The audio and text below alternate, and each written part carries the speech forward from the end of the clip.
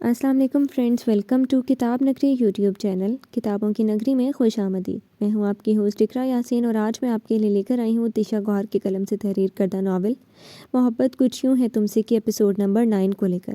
لیکن اس ایپیسوڈ کو سٹارٹ کرنے سے پہلے جلدی سے کر لیجیے چینل کو سبسکرائب، ویڈیو کو لائک اور کلک کر لیجیے بیل آئیکن کو۔ اب سٹارٹ کرتے ہیں آج کی ایپیسوڈ۔ ناشتہ کرنے کے بعد وہ گھر سے باہر نکلا اور واک کرتے کرتے ایک سمت کو چلا گیا۔ ساتھ اس نے کان میں اپنا مخصوص آلہ بھی لگایا ہوا تھا۔ الیاس، کیا بنا میرے کام کا؟ اس نے دونوں ہاتھ ٹریک سوٹ کے ٹراؤزرز کی جیبوں میں ڈالے ہوئے تھے اور ارد گرد زیرک نگاہوں سے دیکھتا چلتا جا رہا تھا۔ سر جی، میں نے اپنے بندے لگا دیے ہیں اس کے پیچھے، اس کو ہم لے آئیں گے اپنے اڈے پہ آج پورے 1 بجے۔ وہ جو بڑا والا سینما ہے، کیا نام ہے اس کا؟ ویل سینیپیکس، سکندر نے اسے یاد دلایا۔ جی وہی، اس کے 2 گلیاں پیچھے ہمارا اڈا ہے، وہ خفیہ جگہ ہے، کسی کو شک بھی نہیں ہوگا۔ پچھلی بار سرکاری مہمان تھا اس لیے زیادہ خاطر نہیں کر سکا، اس بار ذاتی کام ہے، اچھے سے خدمت ہونی چاہیے اس کی۔ سکندر نے الیاس کو کچھ اور ضروری ہدایات دی اور تھوڑی دیر بعد واپس آ گیا۔ اس نے سوچا کہ کیوں نہ کام کے ساتھ کچھ آؤٹنگ بھی ہو جائے۔ بچے یوں بھی کہیں گھومنا چاہ رہے تھے، وہ انہیں اسی سینما لے آیا جو الیاس نے بتایا تھا۔ یہ الماس کا خیال تھا کہ سکندر نے جان بوجھ کر الماس کو جگہ نہیں دی تاکہ وہ آخر میں بیٹھے۔ سکندر نے ایسا کچھ نہیں سوچا تھا، یہ محض اتفاق تھا کہ وہ رش کی وجہ سے پیچھے رہ گئی تھی اور اب سکندر کے برابر والی سیٹ پر بیٹھی تھی، اور یہ اتفاق کی صورت سکندر نے ہی پیدا کی تھی۔ دیکھنے والوں کو تو یہی لگ رہا تھا، خود الماس بھی اگر غصے میں نہ ہوتی تو اسے بھی یہی لگنا تھا۔ الماس کو اس نے جان بوجھ کر پیچھے کر دیا تھا اور سب کو آگے کر دیا تاکہ وہ اس کے ساتھ والی ہی سیٹ پر بیٹھے۔ وہ اس اتنے سارے لوگوں کے بیچ تھوڑی سی خوفزدہ ہو رہی تھی، مگر سارا اور بچوں کے ساتھ ہونے کی وجہ سے کچھ اطمینان بھی تھا، اور سکندر پر غصہ اپنی جگہ، مگر اس کی موجودگی میں وہ غیر محفوظ محسوس نہیں کر رہی تھی۔ اس کے چہرے پر خفگی، غصہ، بوکھلاہٹ، الجھن، سکندر سے کچھ بھی چھپا ہوا نہیں تھا، مگر وہ یوں ظاہر کر رہا تھا کہ جیسے اس نے کچھ بھی نوٹ نہ کیا ہو۔ وہ پاپ کارن اتنے شوق سے نہیں کھاتا تھا، مگر ڈبہ اسے نہیں دیا جو دراصل اسی کے لیے لایا تھا، بلکہ بیچ میں یوں رکھا کہ الماس کو لگے وہ شیئر کر رہا ہے۔ وہ انتظار میں تھا کہ کسی طرح الماس پاپ کارن کھانے کے لیے اپنا ہاتھ اپنے والٹ سے ہٹائے اور وہ اس کا والٹ اپنے قبضے میں لے گا، مگر اس نے تو جیسے قسم کھا لی تھی کہ سکندر کی کسی چیز کو ہاتھ نہیں لگائے گی۔ اسی دوران سکندر کو الیاس کی کال آ گئی۔ وہ خاموشی سے وہاں سے نکل آیا۔ گاڑی اس نے پارکنگ میں ہی چھوڑ دی اور کیب لے کر اس جگہ پہنچا جو الیاس اور اس کے آدمیوں کا اڈا تھا۔ باہر سے وہ کوئی بڑا سا گودام لگتا تھا جس کے بڑے سے لوہے کے دروازے کو تالا لگا ہوا تھا۔ صرف اس کا پچھلا خفیہ دروازہ کھلا تھا جو اس وقت وہی لوگ استعمال کرتے تھے جن کا وہ اڈا تھا۔ سکندر اسپیشل ٹاسک فورس میں تھا اور الیاس اس کا کانٹیکٹ تھا۔ الیاس اس شہر کا رعبدار غنڈہ تھا۔ سکندر نے اس کی جان بچائی تھی۔ پولیس حراست میں اس کے ساتھیوں نے اسے زہر دے کر مارنے کی کوشش کی تھی اور سکندر نے بروقت اسے کھانا کھانے سے روک دیا تھا۔ تب سے وہ سکندر کی بہت عزت کرتا تھا۔ جیل سے باہر آنے کے بعد اس نے جرائم تو نہیں چھوڑے تھے، لیکن سکندر کے کہنے پر وہ غریبوں سے غیر قانونی ٹیکس نہیں لیا کرتا تھا۔ سکندر کو جب کبھی ضرورت ہوتی وہ اس کی مدد کر دیتا تھا۔ وہ اندر داخل ہوا تو سامنے ہی کچھ دور کرسی پر ایک آدمی رسیوں سے کرسی کے ساتھ بندھا ہوا تھا۔ اس کی آنکھوں پہ پٹی تھی اور منہ پہ ٹیپ لگی ہوئی تھی۔ وہ مسلسل کچھ بولنے کی کوشش کر رہا تھا، مگر ٹیپ سے منہ بند ہونے کے باعث صرف اوں اوں سنائی دے رہا تھا۔ سر جی، یہ رہا آپ کا مطلوبہ مال۔ الیاس نے سکندر کو اشارہ کیا اور پھر سکندر نے آؤ دیکھا نہ تاؤ اس کی مٹھیاں زور سے بھینچی تھی اور جبڑا اتنی سختی سے بھینچا تھا کہ کن پٹیوں کی رگیں ابھر آئی تھیں۔ الیاس کے کچھ آدمی اس سکندر نامی شخص کا غصہ دیکھ کر اندر سے ڈر رہے تھے۔ جرائم کی دنیا سے تعلق رکھنے کے باوجود انہوں نے اتنا شفاق اور خیز و غضب والا آدمی آج پہلی بار دیکھا تھا جو شریف شہری کی فہرست میں آتا تھا۔ سکندر اس کے قریب آیا اور ایک ہاتھ سے اس آدمی کے بالوں کو سختی سے جکڑا۔ وہ اوں اوں کرنے لگا۔ سکندر نے ایک جھٹکے سے اس کے منہ پر لگی ٹیپ اتار دی۔ اس نے ایک دم گہرے سانس لی اور کھانسا۔ کون ہو تم؟ جانتے نہیں ہو مجھے؟ چھوڑوں گا نہیں میں تم سب کو۔ وہ منہ کھلتے ساتھ ہی بولنے لگا۔ سکندر نے زوردار لات اس کی کرسی کو ماری اور وہ کرسی سمیت دور جا گرا۔ سکندر اس کے پاس گیا اور پنجوں کے بل اس کے سامنے بیٹھا، پھر اس نے اس آدمی کی آنکھوں کی پٹی ہٹائی۔ اس سے پہلے کہ وہ کچھ اور بولتا اس کی نظر سکندر پہ پڑی تو ایک دم تھوک نکلا۔ اس سے پہلے بھی سکندر کے 2 ہاتھ لگ چکے تھے، مگر اس وقت سکندر نے 7 وارننگ دے کر چھوڑ دیا تھا۔ اسے زیادہ وقت نہیں لگا سمجھنے میں کہ وہ یہاں کیوں لایا گیا تھا۔ بے غیرت! سکندر نے زوردار لات اس کے پیٹ پہ ماری تو وہ کرہنے لگا۔ ایک پرائی لڑکی کو ہاتھ لگاتے شرم نہیں آئی؟ سکندر نے ایک زوردار تھپڑ اس کے منہ پر مارا تو اس کے منہ سے خون نکلنے لگا۔ وہ لڑکی بھاگی۔ سکندر نے اس کے بولنے سے پہلے ہی اس کا منہ اپنے ہاتھ سے پکڑا۔ خبردار، اس کا خیال بھی تمہارے دماغ میں نہیں آنا چاہیے۔ سکندر نے غصے سے پاگل ہوتے اس کا چہرہ اپنے ہاتھ میں پکڑ کر وارننگ دی۔ اس کی رسیاں کھولو۔ سکندر نے غضب والی آنکھیں اشتیاق پہ گاڑ رکھی تھیں اور الیاس کے آدمیوں سے جب کہا تو الیاس نے اپنے آدمیوں کو اشارہ کیا۔ اشتیاق کی رسی کھلی تو وہ بھاگنے لگا، مگر سکندر نے اسے ٹانگ اڑا کر گرا دیا اور اس کے گلے میں پیچھے سے بازو ڈال کر دبوچ لیا۔ کہاں بھاگ رہے ہو؟ ابھی تو میں نے شروع بھی نہیں کیا۔ سکندر نے اس کا ایک بازو اتنے زور سے مروڑا کہ اس میں سے ہڈی چٹکنے کی آواز آئی۔ وہ زور زور سے درد سے چلانے لگا۔ چرس پی پی کر تمہاری ہڈیاں تو بالکل ہی سوکھی لکڑی جیسی ہو گئی ہیں، یہ تو ایسے ہی ٹوٹ گئی۔ بظاہر سکندر بہت پرسکون نظر آ رہا تھا، مگر اس کے اندر آگ کا طوفان ٹھاٹھے مار رہا تھا۔ اشتیاق تکلیف کی شدت سے ماہی بے آب کی طرح تڑپ رہا تھا۔ ذرا اپنا چاقو دینا۔ سکندر نے ایک آدمی کو اشارہ کیا اور اس نے سکندر کو اپنا چاقو نکال دیا۔ سکندر نے درد سے تڑپتے اشتیاق کے پھر سے بال کھینچے اور ایک جھٹکا دے کر اس کا چہرہ اوپر کیا۔ اب جو میں پوچھوں سچ سچ بتانا۔ جہاں مجھے لگا تم نے جھوٹ بولا ہے یا بات چھپانے کی کوشش کی ہے، تمہاری ایک ایک انگلی کٹے گی۔ تمہارے پاس 10 موقع ہیں، اس کے بعد تمہارا ہاتھ کاٹوں گا میں۔ اسی ہاتھ سے بال پکڑے تھے نا اس کے؟ سکندر اس وقت بہت خطرناک اور بے رحم لگ رہا تھا۔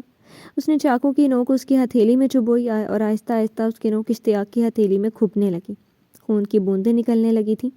اشتیاق کے چہرے پر واضح خوف آیا تھا، پسینے سے اس کا پورا جسم بھیگ چکا تھا۔ سکندر نے اس کے خاموش رہنے کے باعث اس کی ہتھیلی پہ اسی چاقو سے لکیر کھینچ دی۔ وہ پھر سے چلانے اور تڑپنے لگا۔ چھوڑ دو مجھے، خدا کا واسطہ۔ اشتیاق چلانے لگا اور اس سے رحم کرنے کو کہنے لگا۔ سکندر نے اور سختی سے اس کے بالوں کو اپنی گرفت میں لیا۔ درد ہو رہا ہے نا؟ تم مرد ہو پھر بھی درد ہو رہا ہے؟ برداشت نہیں کر پا رہے نا؟ وہ ایک لڑکی تھی جس کے بال کھینچے تھے تم نے، اسے کتنی تکلیف ہوئی ہوگی۔ اس نے بھی کہا ہوگا چھوڑ دو مجھے، لیکن تم نے نہیں چھوڑا۔ سکندر نے چاقو اس کی گردن کے قریب کیا۔ دل تو کر رہا ہے ابھی تمہارا کام یہی تمام کر دوں، لیکن پہلے اس سے بھی زیادہ تکلیف سے گزاروں گا تمہیں، تاکہ آئندہ کبھی کسی لڑکی پہ ہاتھ ڈالنے سے پہلے تم سکندر شیراز خان کا نام کا عذاب یاد کرو۔ سکندر نے اس کی گردن چھوڑی اور پھر اس کے بعد سکندر نے اسے اندھا دھند مارنا شروع کیا۔ اشتیاق چیخنے چلانے لگا، مگر سکندر نے نہیں چھوڑا۔ وہ پاگل لڑکی گھر سے بھاگی۔ اشتیاق نے چلا چلا کر اسے اپنے جال میں پھنسانے کی کوشش کی۔ مار کھا کھا کر اشتیاق کافی زخمی ہوا۔ وہ جوابی وار کرتا تھا، مگر سکندر اس سے کئی گنا طاقتور تھا اور اس وقت وہ ایک پاگل جنونی لگ رہا تھا۔ سکندر نے اس پر ذرا سا ترس نہیں کھایا اور جب وہ بے ہوش ہو گیا تو سکندر نے پھولی سانسوں سے الیاس کی طرف دیکھا۔ یہ آدمی اب آزاد نہیں گھومنا چاہیے، قید میں ڈالو اسے، اور کسی کو پتہ نہیں چلنا چاہیے کہ یہ کہاں ہے۔ اس کی تفتیش میں خود آ کر کروں گا، دیکھتا ہوں کیسے منہ نہیں کھولے گا۔ سکندر کی بات سن کر الیاس نے سر ہلایا اور اپنے آدمیوں کو اشارہ کیا۔ وہ زخمی اشتیاق کو بازو سے گھسیٹتے ایک جانب لے گئے۔ سر جی، مجھے اس کو قید میں رکھنے میں کوئی دقت نہیں ہے، لیکن مجھے سمجھ نہیں آ رہا، آپ تو خود ایسے لوگوں کو گرفتار کر کے اپنی جیل میں ڈال سکتے ہو، پھر میری مدد کیوں لی؟ پہلے بھی اغوا شدہ لڑکیوں کو بیچنے کے جرم میں پکڑا تھا اسے، مگر اس کی پشت پناہی کرنے والا اسے اگلے دن ہی چھڑوا کر لے گیا۔ اب کی بار بہت برا پھنسا ہے، پہلے اس کا استاد پکڑوں گا، پھر اس کی چٹنی بنے گی۔ بے غیرت انسان کہلانے کے لائق ہی نہیں ہے۔ سکندر دانت پیستے کہہ رہا تھا جیسے اشتیاق کو دانتوں میں ہی چبا رہا ہو۔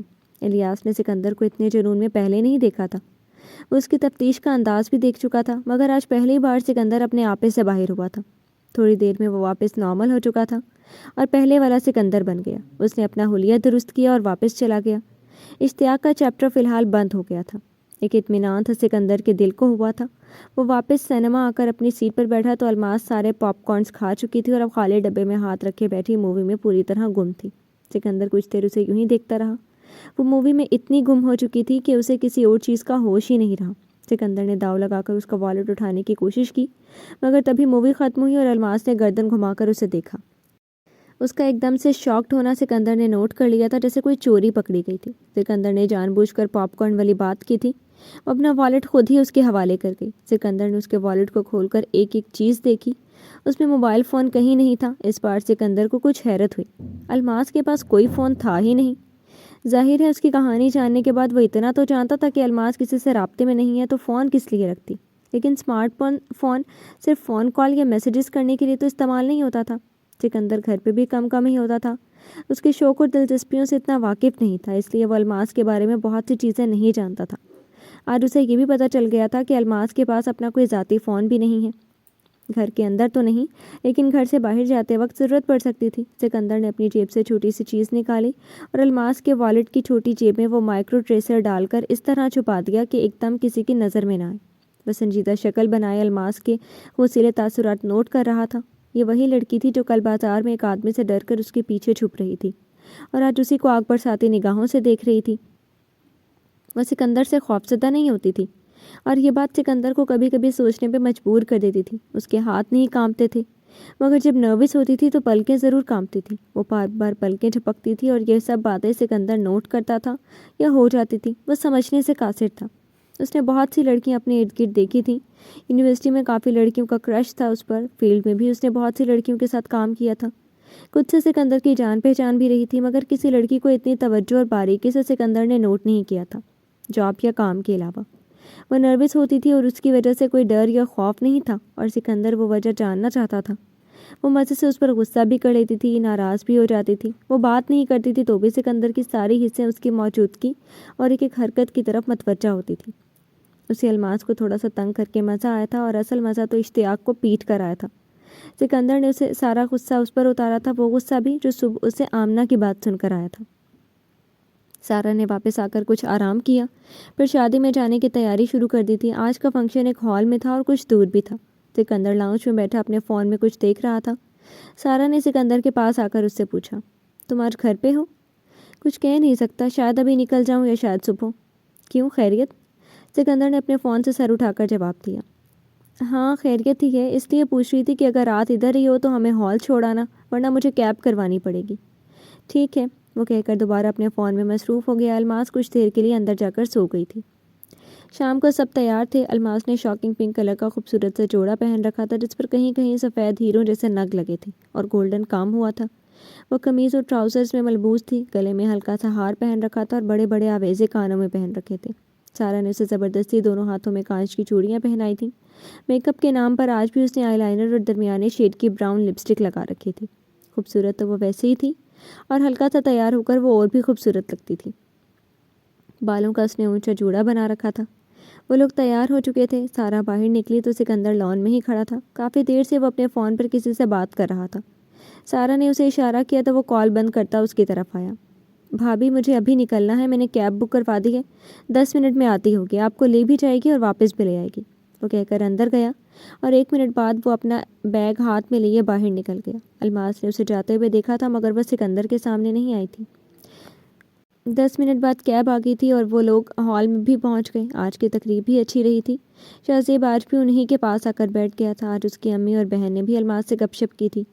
آج کل شہزیب کے لیے لڑکی دیکھی جا رہی تھی، اس لیے کل اس کی امی اور بہن کافی لڑکیوں سے مل رہی تھی۔ آج انہوں نے صرف الماس کو وقت دیا تھا۔ اچھے لوگ تھے، الماس کو بھی ان سے مل کر اچھا لگا تھا۔ انہوں نے مکس گیدرنگ رکھی تھی۔ آج مہمان بھی زیادہ تھے اور اس کی جانب بہت سے لوگوں کی نظریں اٹھ رہی تھیں۔ کافی لوگوں نے اسے اور شہزیب کو زمانی نظروں سے دیکھا تھا۔ سارا نے اسے اپنی کزن کہہ کر متعارف کروایا تھا۔ وہ اتنے لوگوں میں گھبرا رہی تھی۔ ایک تو ان سب لوگوں سے انجان تھی، پھر اسے یہ بھی ڈر تھا کہ اگر کسی نے اسے اس دن بازار میں دیکھا ہو تو، اور اگر پہچان لیا تو، اور کئی لوگ تو بطور خاص اس سے ملنے آئے تھے۔ یوں لگ رہا تھا جیسے اس شادی میں اصل VIP دلہا دلہن نہیں بلکہ الماس ہو۔ اس کی گھبراہٹ کے پیش نظر سارا جلدی گھر آ گئی تھی۔ گھر آ کر الماس نے سکون کا سانس لیا۔ اس کا سر دکھنے لگا تھا۔ سارا نے اسے پین کلر دی تھی مگر کوئی فرق نہیں پڑا۔ سارا نے ہنستے ہنستے اس سے کہا تھا، لگتا ہے تمہیں نظر لگ گئی ہے، کسی نے بہت غور سے تمہیں دیکھا ہوگا۔ وہ سارا کی زبانی بات کا مفہوم نہیں سمجھ سکی، پھر سارا نے اس کی نظر بھی اتار دی۔ اس کے بعد جا کر کچھ سکون ہوا تھا۔ ولیمے میں الماس نے جانے سے معذرت کر لی تھی، اور کل والی حالت کے پیش نظر سارا نے یہی بہتر سمجھا تھا۔ اس نے زینب کو بھی الماس کے پاس چھوڑ دیا تھا۔ ویسے تو خطرے کی کوئی بات نہیں تھی، مگر وہ الماس کو اکیلا نہیں چھوڑنا چاہتی تھی۔ اسے ہلکا سا بخار بھی تھا، بہتر تھا زینب بھی اس کے پاس ہوتی، اگر شادی میں جانا ضروری نہ ہوتا تو وہ بھی رک جاتی۔ ولیمے میں بہت سے لوگوں نے اس سے الماس کا پوچھا تھا۔ اس نے طبیعت خرابی کا بتایا۔ شہزیب تو خاص طور پر اسے ڈھونڈتا ہوا آیا تھا، مگر سارا کے بتانے پر وہ مایوس ہو گیا تھا۔ سارا گھر واپس آئی تو وہ سو چکی تھی۔ سارا نے اسے نہیں جگایا اور خود بھی سونے کی تیاری کرنے لگی۔ ولیمے سے 2 دن بعد شہزیب الماس کی خیریت پوچھنے گھر آیا تھا۔ وہ اب بہتر محسوس کر رہی تھی، شاید نظر ہی لگی تھی جو اتارنے کے بعد الماس کی طبیعت ہلکی ہو گئی تھی۔ سارا سکندر سے فون پر بات کر رہی تھی جب زینب نے اسے آ کر شہزیب کے آنے کی اطلاع دی۔ سارا نے عجلت میں شہزیب کی آمد کا بتا کر فون رکھا اور زینب کے ساتھ ہی ڈرائنگ روم میں آ گئی۔ شہزیب اسے دیکھتے ہی احتراماً کھڑا ہو گیا۔ السلام علیکم، کیسی ہیں آپ؟ شہزیب نے سارا کا حال پوچھا۔ وعلیکم السلام، میں تو ٹھیک ہوں، آپ سنائیں، خیریت؟ سارا نے اسے بیٹھنے کا اشارہ کیا اور خود بھی بیٹھ گئی۔ جی خیریت ہی ہے، آپ نے بتایا تھا آپ کی کزن کی طبیعت کچھ ٹھیک نہیں تھی، تو میں نے سوچا خیریت ہی معلوم کر لوں۔ شاہزیب نے اپنے برابر پڑا سرخ گلاب کے پھولوں سے سجا چھوٹا سا بکے میز پر رکھا۔ یہ میں ان کے لیے لایا تھا، اب کیسی طبیعت ہے ان کی؟ سارا نے زینب سے کہا کہ الماس کو بلا لائے اور خود شاہزیب سے باتیں کرنے لگی۔ زینب الماس کو بلانے آئی تو وہ پیروں میں جوتے پہن کر اور سر پر دوپٹہ اوڑھ کر ڈرائنگ روم میں آ گئی۔ شاہزیب اسے دیکھ کر کھڑا ہوا۔ اس سے اندازہ ہوتا تھا کہ وہ عورتوں کی بہت عزت کرنے والا شخص تھا اور اچھی ویل مینرڈ فیملی سے تھا۔ شاہزیب سے 2-4 باتیں کرنے کے بعد وہ چائے کے بہانے اٹھ کر کچن میں آ گئی۔ شاہزیب نے چند باتیں کی اور چائے پی کر زیادہ دیر رکا نہیں اور واپس چلا گیا۔ جی تو فرینڈز، کیسے لگے آپ کو آج کے ایپیسوڈ؟ امید ہے آپ نے بہت انجوائے کی ہوگی۔ کمنٹ سیکشن میں ضرور بتائیے گا۔ پھر حاضر ہوں گے نیو ایپیسوڈ کے ساتھ، تب تک کے لیے اجازت دیجیے۔ شکریہ، اللہ حافظ۔